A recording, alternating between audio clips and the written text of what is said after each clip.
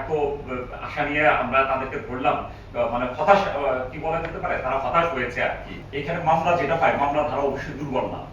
যারা ডাকাতি করে এখানে কিন্তু ডাকাতির মামলাই থাকে, ডাকাতির ধারাই থাকে। এর ভিতরে কেউ কেউ হত্যা মামলা আছে, এখানে হত্যা দেখবেন যে 302 ধারা আছে, 395 আছে, তারপরে 397 আছে, সকল স্ট্রং ধারাই কিন্তু আছে। এখন আদালত থেকে তারা জামিন পেয়ে যায়, সেটা আসলে আদালতের বিষয়। ডাকাতরা তাদের যে, তারা তো একটা টার্গেট ফিক্সড আপ করে, যারা স্বর্ণ ব্যবসায়ী তাদেরকে ফিক্সড আপ করেছে যে তাঁতিবাজার থেকে নিশ্চয় অনেক স্বর্ণ নিয়ে তারা আসতেছে বা অনেক অলংকার তাদের কাছে থাকবে।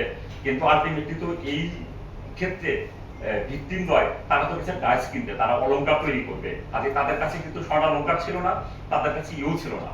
ওরা নিজেরাই আসলে তাদের জিজ্ঞাসাবাদ করছে, ওরা নিজেরাই আসলে হয়ে গেছে আর কি, যে এত আশা নিয়ে আমরা তাদেরকে ধরলাম, মানে হতাশ, কি বলা যেতে পারে, তারা হতাশ হয়েছে আর কি তাদের জিজ্ঞাসাবাদে। যেদের কাছে এরকম টাকা পয়সা নাই, এত স্বর্ণালংকার নাই, আছে কি স্বর্ণালংকার বা অলংকার তৈরি যে দাজ, সে দাজ আছে তাদের।